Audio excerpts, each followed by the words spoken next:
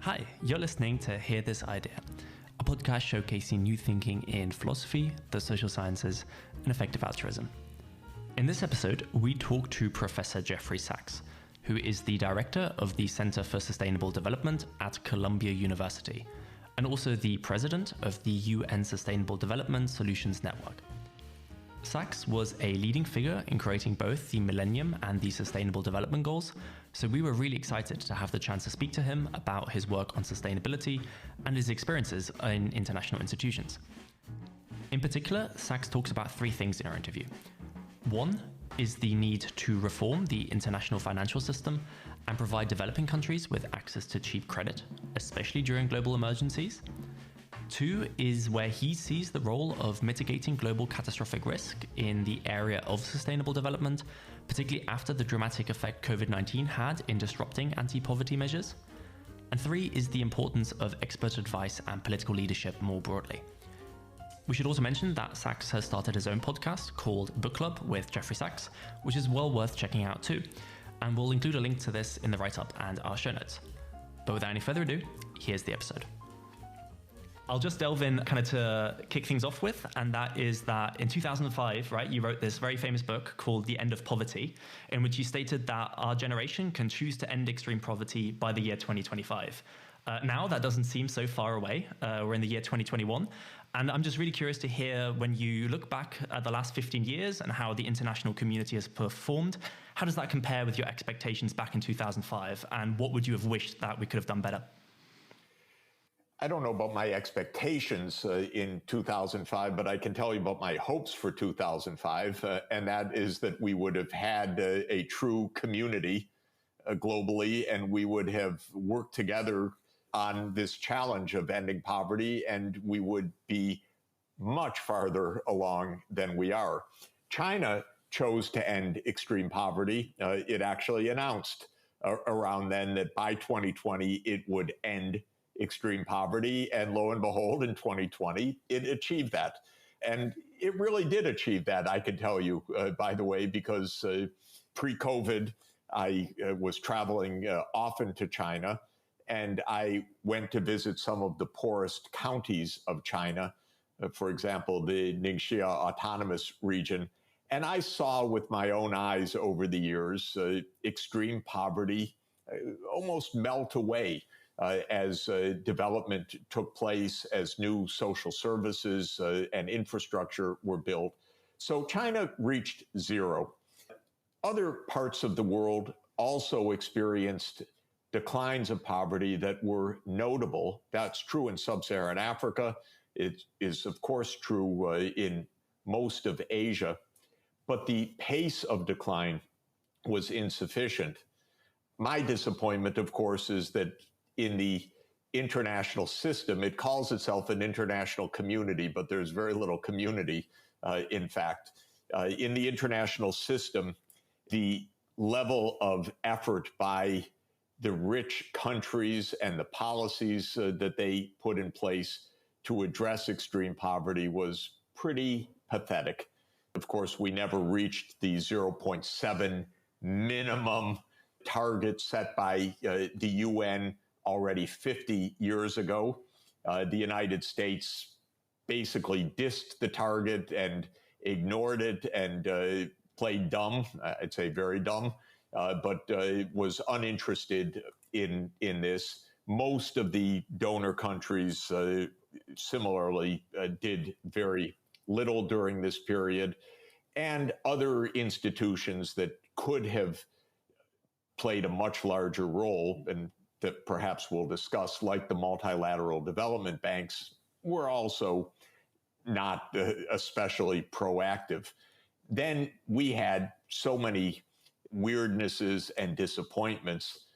The 2008 financial crisis, of course, was a crisis, and it diverted attention away from the challenges of global development.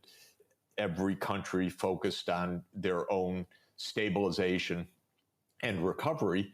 Very strange for me is that President Obama, who I strongly supported for election in 2008 and for re-election in 2012, showed really no interest in the international development or poverty reduction issues. It still is a bit mind-boggling to me.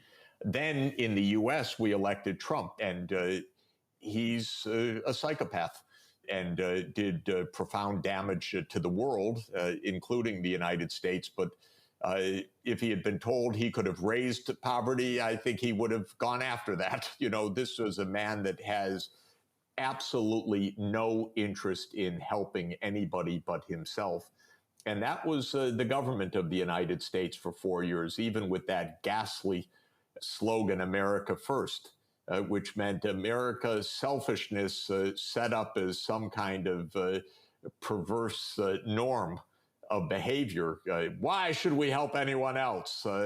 We're not going to throw our money away. And that kind of nastiness was championed in the US. So here we are, COVID now, even a deepening of crisis and neglect of people in need.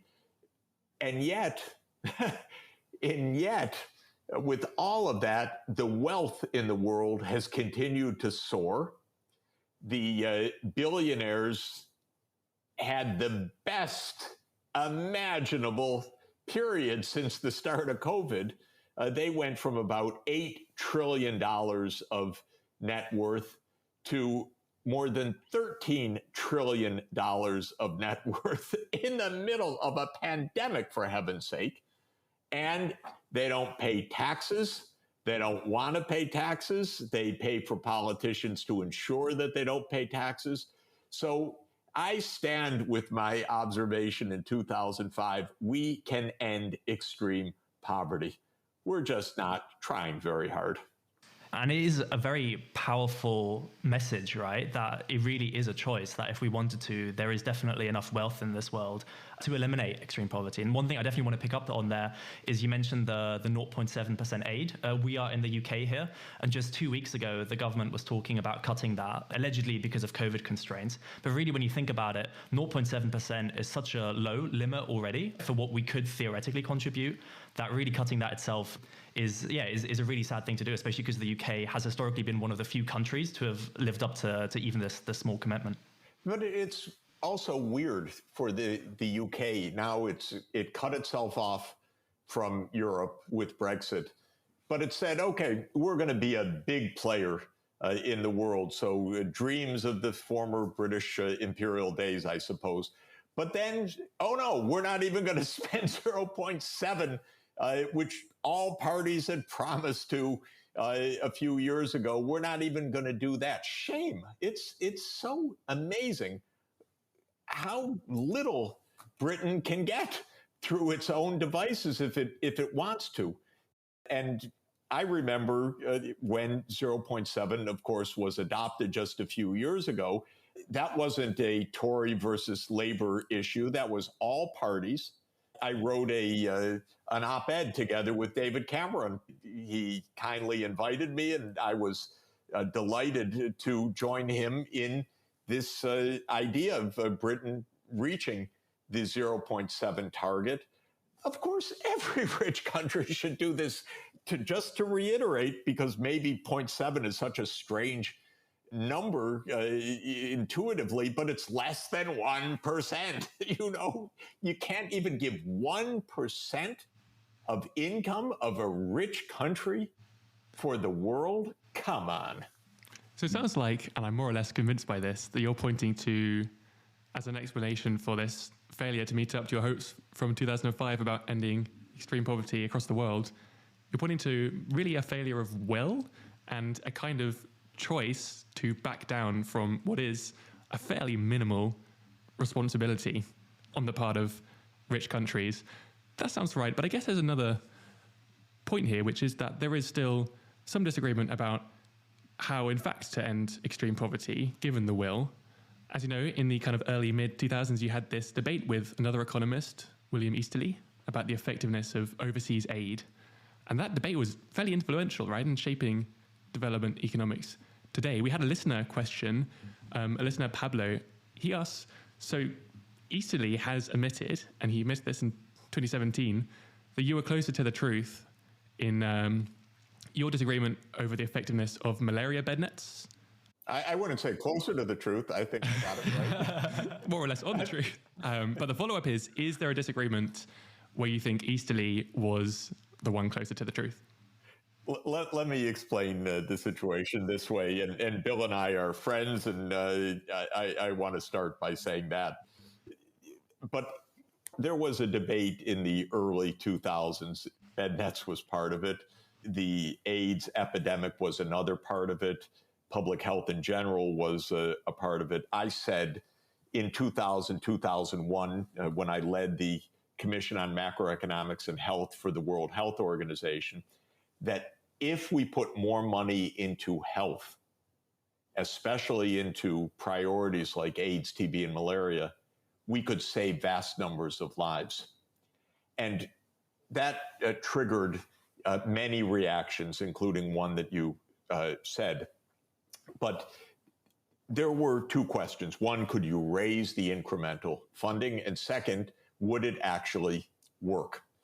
And many, many specific claims were made. We had a head of USAID who literally said that you could not give antiretroviral medicines for Africa because Africans did not have watches and could not tell time and would not know when to take their medicine. And not only is that statement so shocking as to seem impossible that an American official would have made, at least for me, it seems impossible, but he made it. He kept his job. Not only did he make it, he actually kept his job. He didn't have to resign 5 minutes later with such a stupidity. But the point is that many claims were made. Bed nets will be stolen. Bed nets will be lost. Bed nets will be smuggled. Bed nets will turn into fishing nets. Bed nets will be turned into wedding veils. Antiretroviral medicines will be black marketed. The list was long. Well, somehow in those days, and there are always quirks in this because George W. Bush Jr., who was not my favorite president, stepped up and said, we're going to do this. And it happened, actually. And a global fund to fight AIDS, TB, and malaria was established. And PEPFAR for AIDS meds was established. And the president's malaria initiative was established. All of that was from 2001 to 2005. There was a period of about 6 years where just about every time I opened my mouth, the word bednet came out because I was just on a campaign, give away these bednets. And the donor agencies were furious with me. And the malariologists, stop saying this, Sachs, you know, we have a social marketing, we have this, we have, I said, just give the nets away for heaven's sake. Finally, that battle was resolved in the direction I was advocating in 2007 when WHO changed its policy. And then in 2008, Secretary General Ban Ki-moon called for a mass distribution of bed nets. Now, the reason I mention all of this is when you've gone through a battle like that, then one should look at what happens afterwards. And what happened was that millions of lives were saved by antiretroviral medicines and by the bed nets. And lo and behold, economists, because it's a strange tribe, actually did studies. Why weren't all those bed nets stolen? You know, how did that work? It wasn't supposed to go that way. But what happened to me was the weirdest thing after that, which is that, okay, the experiment was done. It worked. And then I said, look, it works. Can you now raise the funding? Because we see that it works. Do you know that in 2009, the Obama administration put a ceiling on the AIDS funding, froze the funds at the Global Fund in the midst of the success? And even if you argued, well, it's working, that also didn't matter.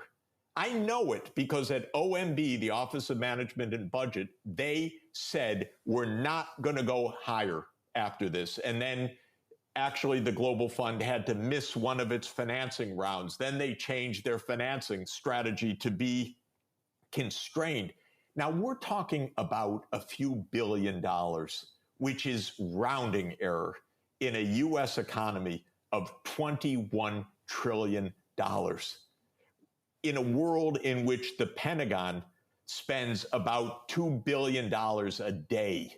I used to say, let the Pentagon take a long weekend, then we can end malaria. And the point is, even after you prove that it works, that doesn't change the politics either. You get to a point after a while, you've been doing this for a while, you get to a point where you realize, you know what, these are arguments thrown up as obfuscation. These are not arguments meant in good faith. These are lazy arguments to disguise the fact that all we're going to give is this amount of money and we'll defend that proposition.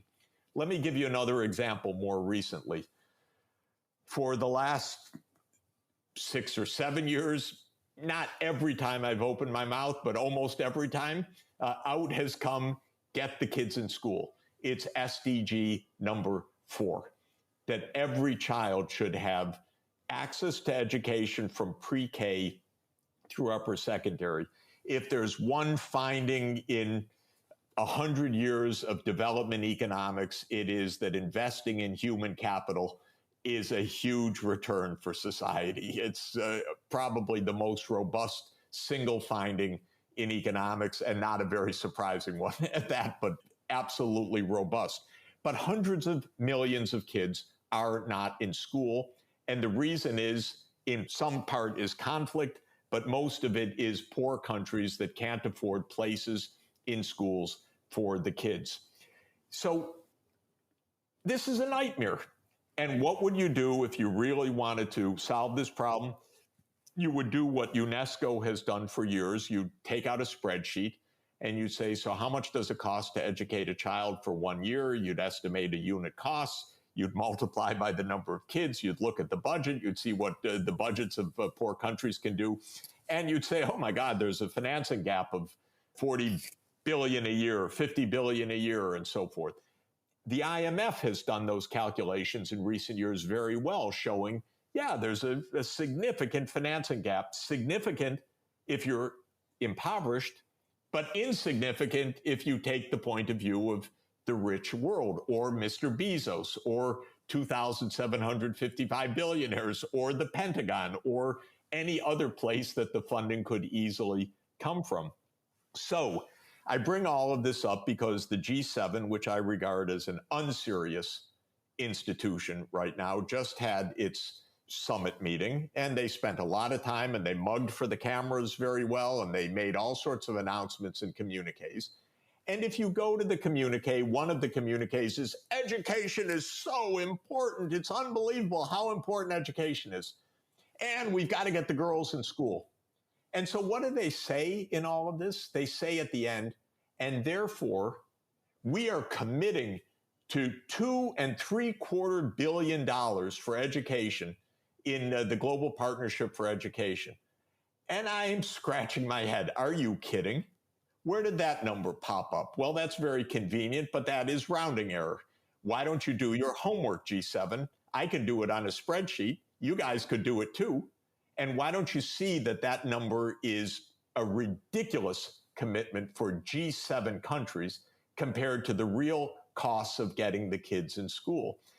There's a deep institutionalized unseriousness about this proposition, because maybe they should just say, look, Professor Sachs, shut up.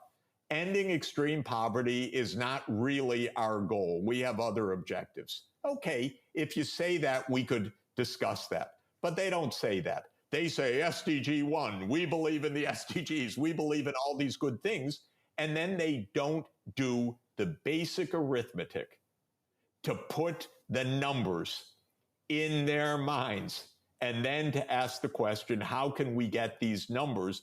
And lo and behold, if they did that and said, that's interesting. Now, we have a $200 billion gap. That seems like a big number. And then we would say, yes, but 2,755 billionaires, and here's the list, and we could give them the spreadsheet because it's on the Bloomberg page or on the Forbes page all the time. Just if they would each pay 2% of their wealth annually, well, on $13 trillion, that's $260 billion a year from 2,755 people. Are you kidding? So why don't we ask them? Thank you very much. And then we could achieve the Sustainable Development Goals. Yeah, it's super fascinating. And I can especially imagine that having been in this field for so long, this gap between dialogue and action must be incredibly frustrating. Well, it's just odd also because at some point you think there must be a real discussion going on someplace because what you see is so flaky that it's because the assignments we give in a problem set are more sophisticated than what comes out of our G7 governments or our G20 processes, because in a problem set, you would ask, okay, suppose that you need to do this, this, and this. You would invert a matrix and you'd find out how much it costs to actually accomplish something, and you'd solve the problem. But we don't have that kind of problem solving in government. And I have looked, I've looked behind the curtains everywhere for decades.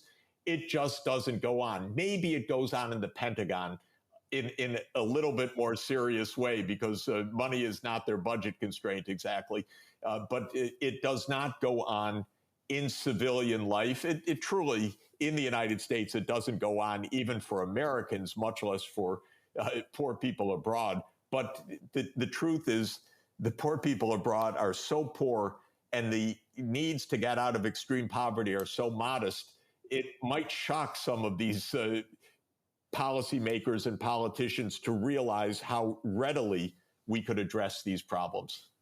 And you mentioned there as well this kind of, I guess, explosion in economic literature just about how effective some of these interventions can be. I know from kind of the EA perspective as well, there have been organizations like GiveWell that have really emphasized the effectiveness of these micro interventions. But zooming out a bit and thinking about this on the macro scale, you've also been a big proponent of this kind of big push approach. This idea that once you can get countries beyond a certain level of poverty or this kind of threshold, then really you've helped them get onto this like increasing ladder of kind of development. One question that I have about this is when we look at the world today, COVID has been a real big shock for the whole world, and there are especially concerns about how this might affect the developing world. Do you think at all, when we think about these thresholds or this kind of big pushes, that this can work the other way as well? And how worried are you about the long-term effects that COVID can have on the developing world? I think the stunning aspect of COVID in terms of economics is that the rich countries have spent a fortune in fighting COVID and fighting its macroeconomic effects and in beginning the recovery process. $15 trillion is one rough estimate. The IMF has collected these numbers. The United States alone, between March 2020 and March 2021, appropriated $6 trillion. But the poor countries, hardly anything. And this is not because the poor countries didn't need it, but because they can't finance the response the same way the rich countries can. I was recently in a discussion with Denmark and Kenyan officials about the post-COVID situation. So I happened to look up the 10-year borrowing rate of Denmark and the 10-year borrowing rate of Kenya. And on the day that I looked it up for comparable bonds, the borrowing rate in Denmark was 0.1% interest for 10 years. The borrowing rate for Kenya was 9.8% interest. So it's as if it's a different world. One has access to almost free credit, interest rates near zero, in real terms, basically zero or even negative. In Kenya, punishingly high interest rates that could lead to a death spiral in the budget if large amounts were borrowed at essentially 10% coupon rates. And so our world became a lot more unequal with COVID. And what strikes me is just how poorly global finance works. It's been an observation for a long time that theoretically finance should be flowing from the capital rich to the capital scarce countries. That's the basic theory of what financial intermediation would do. Put aside risk issues for just one moment. We have countries that have a 50th of the capital per person of the rich countries. And there's every reason to believe, actually, that their social return on that capital is very high indeed. It's investing in basic education, investing in healthcare. The societal returns are huge. But we don't have a financial system which finances the accumulation of that capital, even in extremely capital scarce settings. And that's been a matter of theoretical speculation for a long time. One answer theoretically could be, well, they're increasing returns, so poor countries don't generate the high returns.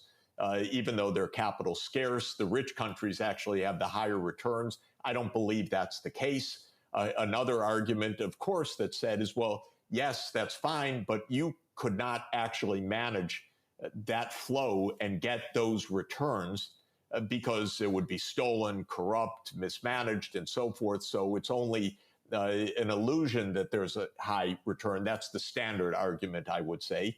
But I think another argument is that the financial system doesn't function properly, in part, by the way, because of the monetary dimension of this. The poor countries borrow in dollars. They're subject to balance of payments crises. They're subject to lack of liquidity, so-called sudden stops, self-fulfilling crises, what we call in the technical literature, Diamond-Dybvig, self-fulfilling panics. And the rich countries have what was famously called the exorbitant privilege of borrowing in your own currency and being able to, therefore, absolutely avoid a balance of payments crisis because you have the printing presses to pay. So you can never run out of dollars if the U.S. government. You can have inflation, but you can't run out of dollars. You can't have a self-fulfilling panic the same way. So all of that is to say that there are some mysteries. Why is it that countries that on the face have lower debt service to tax, and so forth, pay exorbitant premia on borrowing, whereas the United States, which is I'd say a pretty soft fiscal system right now, where both parties like running deficits, where the debt is already 100% of GDP, where we have absolute aversion to taxation, pays almost zero interest rates on long-term debt. I think it's the exorbitant privilege of having the U.S. dollar as your central bank's currency and having the printing presses for it. All of that is just a little bit of a digression, but it is to say that countries that need to get the kids in school, to get access to health care for people, safe water, sanitation, electrification, digital access, the basic infrastructure that could tremendously boost their economies, can't get the capital except at punishingly high interest rates that lead in an almost self-fulfilling way to crises if they load up on too much debt. And therefore, bottom line of all of that is I think we need serious international financial reform, a kind of new Bretton Woods settlement that ensures liquidity and much more access to capital to developing countries than is in fact the case. And a very practical, simple part of that story is more SDR allocations for liquidity and more paid in capital into the multilateral development banks so that the banks like the African Development Bank can lend at low interest long-term far more funds to capital scarce African countries so that they can develop. So just thinking through perhaps the effects of COVID specifically, we've touched upon in this conversation here, on the one hand, beginning this kind of humanitarian disaster, and then on the other hand as well, these inequalities in the global finance system. Where do you see the effect of COVID, if any, happening here in the long term? Do you see a risk there in it maybe causing these financial crises that you mentioned? Or is there even a way within it causes countries or individuals or households to fall back into these poverty traps? Do you think that this will still be an issue in 10 years, that we still feel these effects in emerging economies? The question sometimes is phrased as, what will the scarring be from COVID? Will it lead to a long tail of financial distress and debt distress? One of the things that's happened in just the last few months is that Fitch has downgraded systematically one African country after another in the context of COVID. So the debt crises, although perhaps silent or quiet for the moment, are definitely rising. A number of African countries have large debt payments due, partly to official creditors, partly to multilateral creditors, Paris Club creditors, but also to the private sector. In 2023, 2024, the overhang of debt has definitely worsened. The potential scarring from COVID is therefore extremely serious. The inability of poor countries to even respond to controlling COVID has been exposed. They don't have the ability to produce vaccines on their own. And all of the promises that they would get vaccines were pushed back. That's still going to happen, but they've been in the back of the queue for many months now without any clarity at all or any plan of action globally to ensure comprehensive immunization coverage worldwide. On the one hand, it's understandable that there is a time delay because immunizing the whole world with vaccines that didn't even exist a year ago is not a simple proposition. The fact that there still is no plan to do so, however, is rather shocking. And that is what is really bothering me right now. So I think the answer to your question is COVID has widened wealth and income inequalities in countless ways. The rich countries are recovering faster and stronger than the poor countries. Many poor countries, by the way, are in second or third waves right now. Africa might be facing a huge rise of cases, especially with the Delta variant and with the still complete lack of immunization in most of the continent, and the finances for recovery. Nobody has provided solutions. The only glimmer right now that is a positive development is that there will be an SDR allocation approved. This is a good thing and an important thing. $650 billion in July. We need a lot more than that actually on the SDR side, because that's mainly for liquidity to avoid balance of payments crises. But there hasn't been yet a solution for the long-term financing put on the table by anybody. And by the way, just one piece of this puzzle is honest global taxation, so that money doesn't disappear down the tax havens. And here too, it's phenomenal to watch. In the United States, the Biden administration has proposed tax reform, and this is very, very good and very wise and just that they have done so. The G7, to their credit, negotiated and agreed that there should be a minimum corporate tax of at least 15%. I think it should be much higher, but at least 15%. But the Republicans in the United States said, this is crazy, this is un-American. And if plutocracy is your game, then it is un-American. So that's the interesting point. Let's talk about the Sustainable Development Goals then in the context of COVID. One upshot you've just mentioned there is that there is this fairly urgent need for reforming global finance. But there's some other lesson to be learned here, maybe, right? Which is that we have the SDGs. We've made some progress on them, maybe not as much as you might have hoped. But that progress has been incremental and fairly gradual and pointing in the right direction. And then this big risk came along and wiped a really depressing amount of that progress off the table very quickly. But here's the thing. People were calling the alarm in advance. We had ways of knowing about this risk before it became too late to do much about it. And yet the importance of assessing, scanning the horizon, and being proactive about these risks, it isn't mentioned a great deal in the SDGs themselves, but it's just had this enormous effect. So if there's a question here, it's something like, when the SDGs are up for being reassessed in 2030, is there space here for that next iteration of the goals to improve on making development progress on the other goals resilient to these kind of large-scale risks which we can anticipate, but they kind of, when they come fairly suddenly?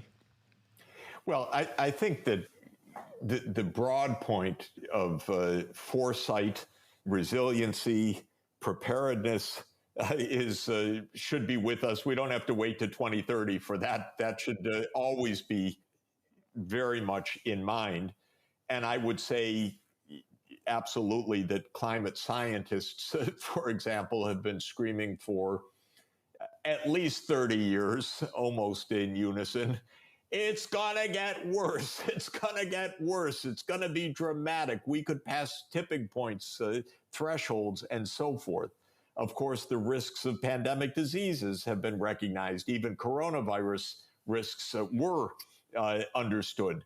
We didn't prepare for them properly. We didn't react properly. But it isn't as if the warnings weren't out there. And the more one delves into it, at a technical level, there was a lot of recognition that a spillover event of a SARS-like virus could well take place.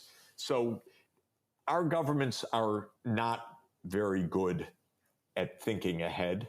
But I would say a major part of this is the United States has just had failed politics for many, many years, and it's a key part of the international system. Trump was a particular disaster for the world, and Trumpism is hardly gone right now. We depend on having rational, decent people in power.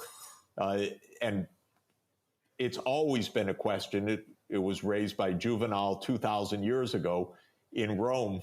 If the government is the custodians, who guards the custodians? In other words, how do we prevent the government itself from being the abusive danger? And Trump was an abusive danger that contributed to hundreds of thousands of deaths in the United States. I'm no great fan of Boris Johnson. I don't think that was a very serious approach or governance during this process. I'm less a fan of Bolsonaro, of AMLO in Mexico, of people strutting on a stage that often don't know what they're talking about. And our lives are in their hands. I'm not too keen on that. I don't quite see an alternative to having that. But I'd say that it's not the SDGs that is the major challenge. It's rationality and decency of governance that is absolutely vital for our survival. And we don't have this in any sure way, surely not in the United States. And we crossed the line absolutely with Trump. We're still hovering on the line of great danger to ourselves and to the world in the United States. I would observe, by the way, that the women leaders in the world have vastly outperformed the men during the COVID crisis. And I hope that we would all give some reflection to that. I was just in Barbados talking about CARICOM's problems and the Caribbean's crisis, which is very deep because they're a tourist-based economy, but they're led so wonderfully in Barbados by Prime Minister Mia Mottley. Fantastic leader. Or think about Jacinda Ardern in New Zealand, who did a magnificent job in this. Or the prime ministers of Finland, Denmark, Norway, Iceland, or Angela Merkel with very sound and serious approach to governance. So I think my main response to your very good and pertinent question is we need serious governance. Serious governance means, first of all, organization of government itself so that it is professional, rational, problem-solving oriented, evidence-based. But we also have to take care that we don't let the psychopaths in power, that we don't let the populists in power, because the capacity to do damage is profound. And we've gotten rid of Trump, thanks God, by an election. Bolsonaro in Brazil has presided over so many deaths in Brazil. It's a horror. And that is because of unserious rule. I think really in this whole conversation, we've talked about so many different institutions that need change, right? From national leaders to these international institutions. But one thing that also matters, aside from institutions, are, I guess, these kinds of ideas or the narratives that influence a lot of action. And just to return to this, I guess, like broader idea of sustainability, you mentioned here this importance of climate change and environmentalism. And really, if you kind of look back at the history of development economics, I would say that that is really something that has taken off in the last 10 or even 20 years, right? That development isn't just growing as quickly as you can, but it's growing in a way that kind of respects the environment. But I think there's like an interesting parallel here to COVID, right? That there might be this also new recognition of realizing how important these catastrophic events are, and that growing is definitely important and boosting GDP is important, but it's only part of this bigger picture. And that we need to grow in a way that is aware and respectful of these catastrophic risks and also takes time to prepare it. So when we think of antibiotic resistance or bio risks, I'm curious what your thoughts are kind of there and how you would like the definition of sustainability in the international community or in this larger narrative to change. I should just really jump in as well and just add to what you said there, which is that maybe one bad response would be to assume the lesson from COVID is that we should be more responsive to coronaviruses or respiratory pandemics or something. Presumably the appropriate response is, well, we should take far more seriously this much broader class of potentially catastrophic risks, many of which would be unprecedented if they came about, but we can know just about enough to prepare for and to assess how bad they would be. I think it's a really wise and important group of questions, but I want to go back to one point that you raised where you said all these institutions need changing, which I agree with, but you said, but it's also the ideas that need changing. And I want to point out that how could we ever even imagine, except in crazy hubris, that governments are going to change, multilateral institutions are, all these good things are going to happen? People could say, isn't that stupid, Sachs? You know, what's the point? But you gave the thread that I think is actually extremely important, which is that ideas can guide the change. And I personally regard the idea of sustainable development as an important idea that can help to guide global change. By that, I mean the following. Sustainable development for me means that we're aiming for a kind of economic progress that leads to material well-being, social justice, and environmental sustainability. That's how I would define sustainable development. I view it as a normative concept or as a teleological concept. It's where we're trying to head, I believe. It would be for the well-being of the world, the well-being of society, the well-being of future generations. If you take the idea seriously, then it raises lots of questions. Well, how could we do that? What institutions would we need? How should we reform? What should we be investing in? How should we be training? What does the future look like in that regard?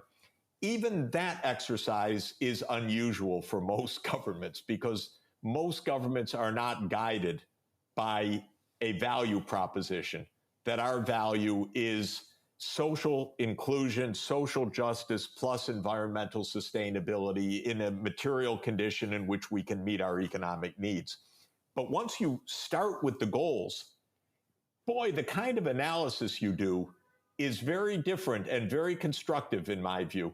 Not only constructivist, but very helpful, because you say, oh, if we want to do that, then we better do A, B, C, and D, because otherwise we're not going to get to where we want to go. And I love the concept analytically. The word I use now every time my mouth is open almost is pathways. I want to know the pathways. How can we get to 2050 in a decarbonized economy, for example? Or what is the pathway to sustainable land use? I want good ideas about the kind of society we want. I would call them ethical ideas to help guide the institutional reform. Because if we don't have the ideas of where we're going, it's a complicated world and 193 governments and dozens of UN programs and projects and agencies and 7.8 billion people. We're not going to be pointed in any particular direction. We'll have the cacophony rather than problem solving. So that's my starting point. But then you're raising a major issue, which is, suppose you're working on pathways. It's not so simple. There are shocks, there are unexpected occurrences, there are asteroids, new emerging diseases. There are antibiotic resistant strains that develop. How are you going to handle that? That's what we have Oxford University for. That's what we have think tanks and science around the world and a global network of thinking about to help us become aware of those risks and then to analyze what we can do about them. And it's notable, of course, and my late colleague at Harvard, Martin Weitzman, was a very important proponent of this. When you look at climate change, don't just look at the mean or the average of what can happen. Look at the tail of the distribution, because that's where most of the action might come in prudential behavior. And this goes to many of the other kinds of risks that the three of us have just mentioned just now. So we need a risk-based assessment and prudential standards and an ethics of prudence also. Prudence, by the way, was considered the greatest of the virtues by the ancient Greeks. The Greeks called it phronesis. In Latin, it became prudentia. But it means the capacity to choose the good, understanding the context in care. Of course, they didn't have all of the Bayesian adaptive dynamics that we have, but we now have decision frameworks that can really help us to think about huge shocks at low probabilities. And we should be attentive to those, but we should also recognize another core concept, and that is planetary boundaries, that when you move beyond known operating conditions in nonlinear systems, a lot of things can go haywire. We are now warmer than at any time during the whole Holocene. We're warmer than at any time during the last 10,000 years, at least if you take century averages and probably decadal averages. And that means we're operating outside of normal bounds. We're going to see a lot of surprises. Where the heck did that massive forest fire come from? Where did that typhoon come from? And we're not prepared for that because our politicians, they want to give something, they want to give a tax cut to their constituents in the next 3 months. They don't want to prepare for the future. I'm just reflecting on what you're mentioning about ideas leading the institutions, not the other way around.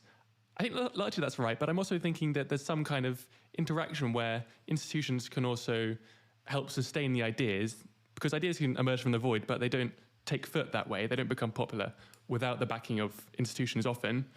You're talking about the SDGs and you're just talking about climate. And I think like a really excellent example is the IPCC. The UN sets up this kind of coalition of scientists across the world. The evidence is already there out in the world, but suddenly it has this kind of backing, this massive credibility, which people can bring home to their governments and point at and say, look, this is kind of backed by this international institution. We're talking about risks, tail risks from climate, other kinds of risks like from bioweapons, lab leaks, potentially risks from artificial intelligence, and thinking about a similar model to the IPCC, but for other kinds of risks. I'm curious whether you think that could work, something just for like for instance, an intergovernmental panel on existential risks or on specific risks like the bio risks or the safety concerns around AI. Why not kind of spread the ideas by just making them concrete in institutions now?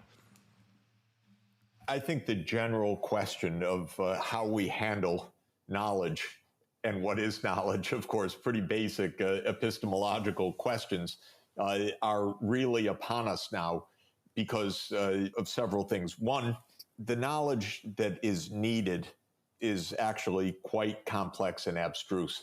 There are very, very few people that understand some of the key points that we're talking about in depth.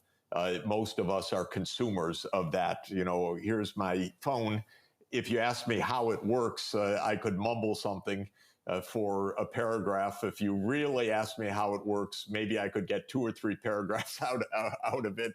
But if you really wanted to know, I think we'd have to go to solid state physicists as well as to systems engineers, computer programmers, and many other things. So we live in a world in which knowledge is enormously unevenly spread. It is concentrated, and that creates huge problems. My teacher of microeconomics, Ken Arrow, 50 years ago, almost, was the pioneer of asymmetric information. But before him, C.P. Snow pointed out the difficulty of 2 cultures where you have science, in that case it was the atomic age, and you have people trained in humanities running the government. In my country, I don't know if they're trained in anything, especially even the humanities, much less science. So we have a huge, huge, huge governance challenge.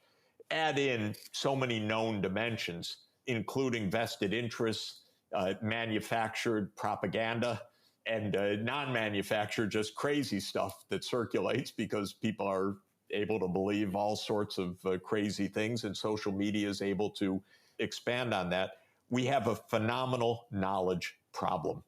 Complex world, really complex, 7.8 billion people, every one of which needs to be fed each day, safe water, sanitation, and all the rest. Now that need inoculations through vaccines that didn't even exist a year ago. Okay, just to emphasize how complicated this is, and we don't govern this knowledge in a sound way. But the example you gave is an excellent example. The Intergovernmental Panel on Climate Change did one very, very, very important thing, and it helped to explain that there is a consensus among the vast majority of those who are trained to understand this, and it helped to put in language in a summary for policymakers is the framework, what that consensus is. And brilliantly, for example, after the Paris Agreement set the warming limit as agreed to be well below 2 degrees Celsius and then aiming to be below 1.5 degrees C, the IPCC came along and explained in a wonderful study that there's a huge difference in tail risk, even in damage, between 1.5 degrees and 2, so we better go for 1.5. That had a huge effect on politics because quickly the UK and the European Union grabbed on that and said, we better decarbonize by mid-century. And so these things can make a huge difference. The attention span is so short. When you have a Trump in power, it's like a stroke that wipes out the prefrontal cortex, basically. You don't have any thinking in government because the one that's supposed to be the executive center doesn't think. and is all emotion. So it's like sending everything back to the amygdala rather than having any executive function in place. So we need to solve several problems rather urgently.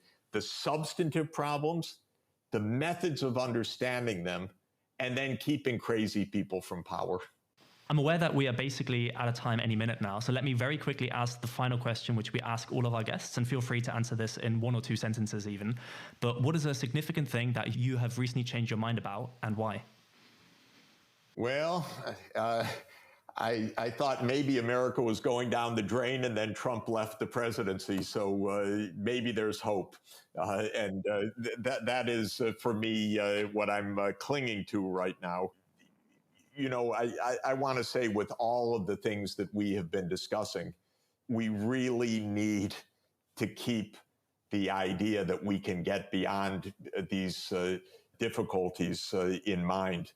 And perhaps, having said all about the complexities and all about the problems and all about the institutions that need fixing and all about the tail risks and all the rest, it is good to conclude on the realization that we really are a rich world. We are a world with tremendous tools at our disposal. It is not beyond the human ken to get kids into school. It's not beyond the human ken to get immunizations covering everybody in the world in the next few months.